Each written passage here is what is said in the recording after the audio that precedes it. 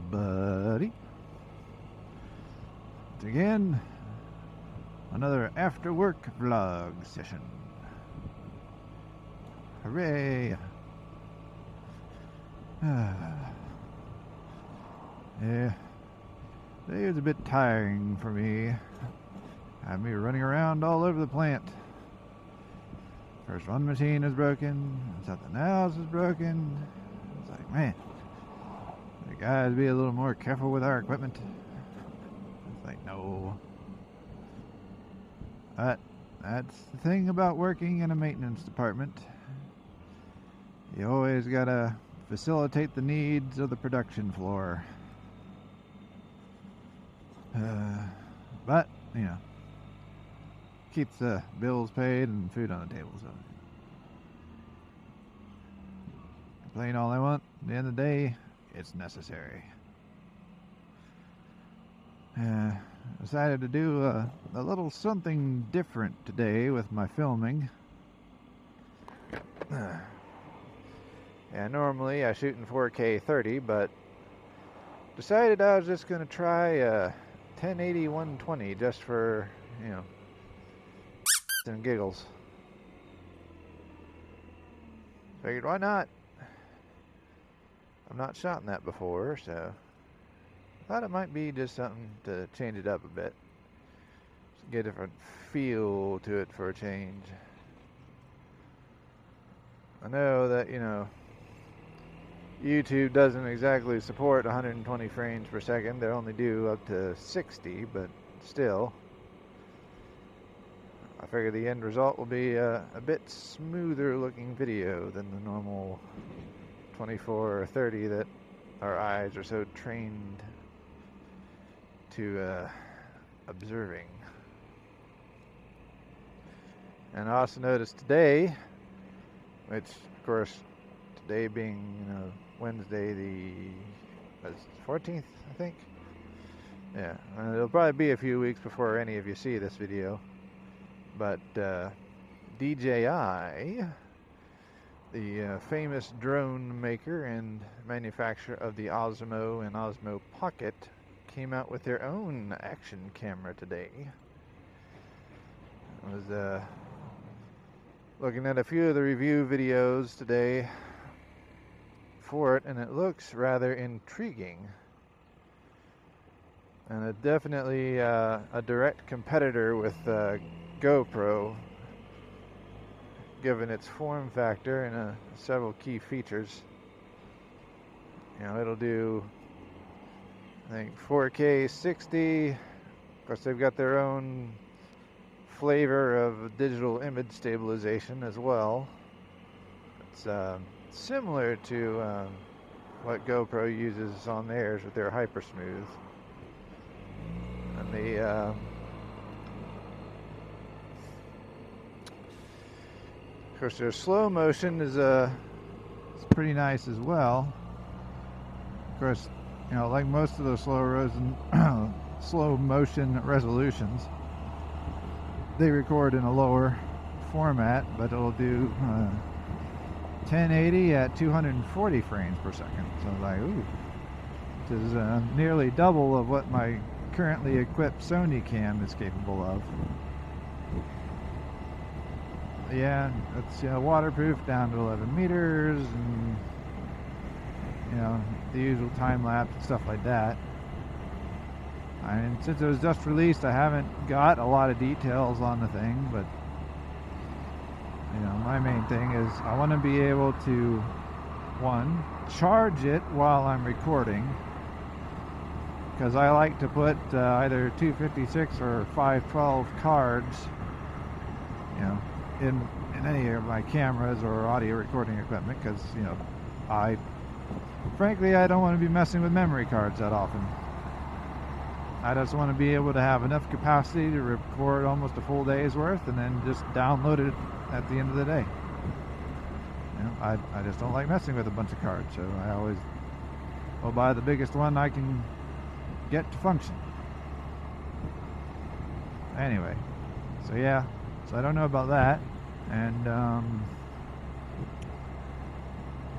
I'm sure there will be more news about it as people are buying them and playing with them and seeing how they fare over the next few weeks. And DJI is pretty on top of keeping any firmware updates going out, if it's anything like their Osmo Pocket series. So yeah, it looks to be a good camera, and the especially when it also comes to like adding filters and stuff too. I think they said that's like their exterior filter cover or something is removable. I'm not really sure there. I don't, you know, it's like I said, it was just released today, and there's not a full detailed like spec loadout, you know, from people yet. I'll be looking forward to see what folks say about it. But yeah, time will tell. But for the moment, I'll keep my Sonys because, well, frankly, you know, I can't afford to spend $349 on another camera. Heck, I can barely spend enough on a loaf of bread. Curse you, medical bills. Curse you. Such as it is. That's life. You gotta deal with it. Yeah. Anyway. Yeah, there's some exciting tech news. So I do like my gadgetry. Ugh. A little warmer than I thought it would be. But yeah, and I still need to finish my mount for the bike yet. Which that is an expensive print in and of itself. I just got all the parts uploaded yesterday or the day before.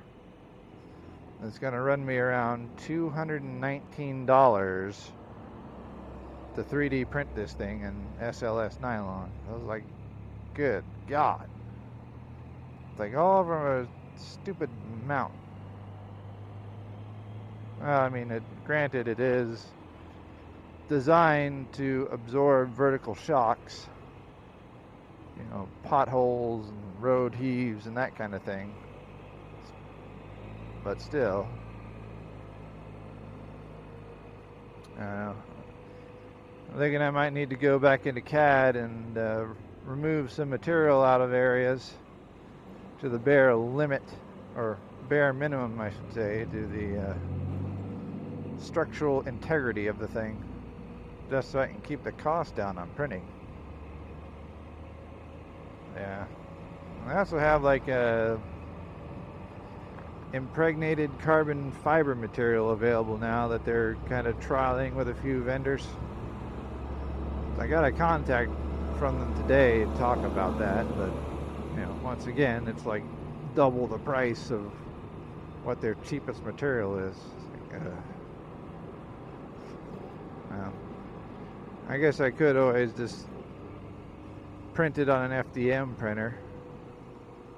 You know, then you got to be kind of careful of your layer orientation, you know, for strength. And it takes a bit of thinking when you're printing those parts on an FDM, because you know it's all axially aligned, you know, where the stress loads will be. Can tolerate more in one direction than another as far as shear forces go. Oh well. And more nerdy engineering garbage for me. I'll always be into 3D printing, I find it far too useful a skill to be able to manufacture your own parts. Yeah, it's making all sorts of stuff. It's kind of great.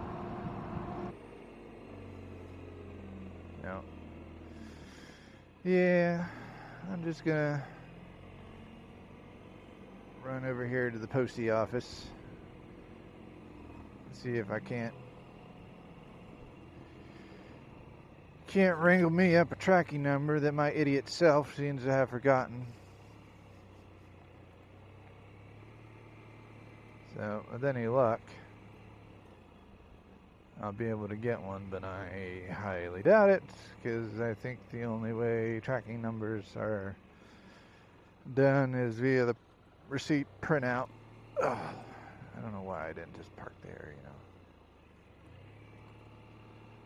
I guess I'll just park right here.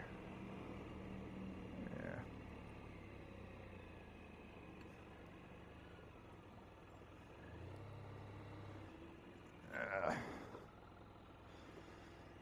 Oop. Alright. Catch you later.